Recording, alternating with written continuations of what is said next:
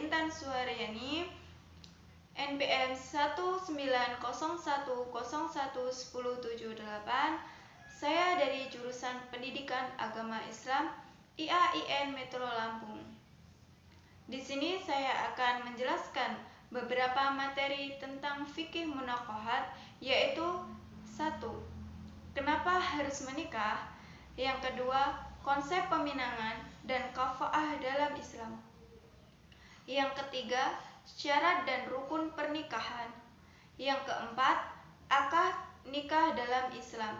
Yang kelima, wali dan saksi dalam pernikahan.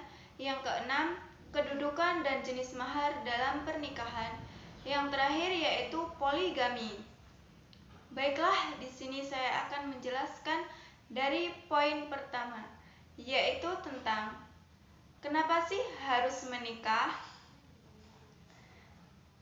Kenapa harus menikah? Nikah atau perkawinan itu merupakan sunatullah kepada hamba-hambanya dan merupakan sunnah Nabi Muhammad SAW. Manusia dianjurkan untuk menikah karena menikah itu sendiri guna untuk menjaga pandangan yang salah dan untuk menjaga syahwat ataupun untuk melindungi syahwat Allah Subhanahu wa taala yang telah tertera dalam surah Syariat ayat 49 yang artinya, dan segala sesuatu yang kami ciptakan pasang-pasangan supaya kamu mengingat kebesaran Allah Subhanahu wa taala. Dalam pernikahan memiliki tarif pernikahan, yaitu akad yang menghalalkan pergaulan dan membatasi hak dan kewajiban antara seorang kewajiban laki-laki dan seorang perempuan yang sebelumnya bukan muhrim. Adapun tujuan pernikahan yaitu 1. Untuk beribadah kepada Allah Subhanahu wa taala. Yang kedua yaitu untuk mendapatkan keturunan, dan yang ketiga untuk menjaga diri dari kemaksiatan. Yang keempat yaitu untuk mengamalkan ajaran Rasulullah SAW. Selanjutnya yaitu materi kedua, yaitu peminangan.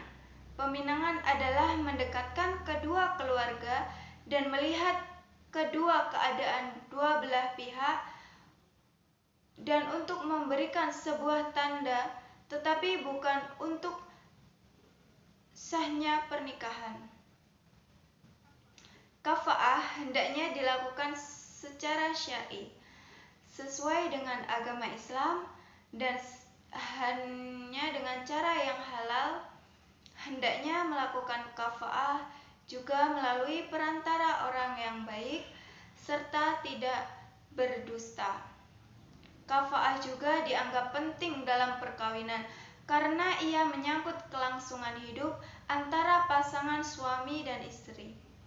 Kafaah juga berperan membentuk keluarga yang sakinah sesuai dengan ajaran Islam. Selanjutnya materi yang ketiga yaitu rukun dan syarat pernikahan. Bagaimana sih syarat dan rukun pernikahan? Rukun pernikahan ada 5, yaitu 1. Suami, yang kedua istri, yang ketiga wali nikah, yang keempat wali dan saksi, dan kelima ijab dan qabul. Dalam rukun tersebut masing-masing melalui syarat-syarat tersendiri, yaitu 1. Syarat suami. Calon suami menurut Islam yang harus dipenuhi yaitu tidak dalam keadaan ihram baik haji maupun umroh. Lalu kehendak sendiri sehingga tidak syahnya seorang laki-laki yang dipaksa. Lalu jelas orangnya ataupun jenis wujudnya. Suami istri mengetahui nama calon istri, begitu pula nazab bapaknya, atau mengetahui sosok calon tersebut. Lalu calon suami harus jelas kelaki-lakiannya. Tidak ada hubungan mahram antara seorang suami dan calon istri. Yang kedua, syarat istri atau calon istri ada 4. 1. Tidak dalam ihram. Yang kedua, ditentukan sangat jelas bentuknya. Yang ketiga, tidak dalam keadaan istri orang lain. Yang keempat, jenis perempuannya. Dan yang ketiga, syarat wali nikah. Syarat wali nikah ada 8, yaitu 1. Kehendak sendiri. Yang kedua, merdeka. Yang ketiga, laki-laki. Dan yang keempat, taklif balik atau berakal. Dan kelima, tidak fasik melakukan dosa besar maupun kecil. Yang keenam, tidak memiliki celah nalar atau pikun. Yang ketujuh, lalu tidak dalam keadaan ihram. Dan yang terakhir yaitu beragama Islam. Dan yang keempat, syarat kedua saksi, yaitu sama dengan syarat wali nikah, hanya saja ada tambahan 2 syarat, yaitu harus bisa berbicara, mendengar, melihat, lalu bukan yang seharusnya menjadi wali nikah. Selanjutnya yaitu materi yang keempat, syarat dan ijab qabul.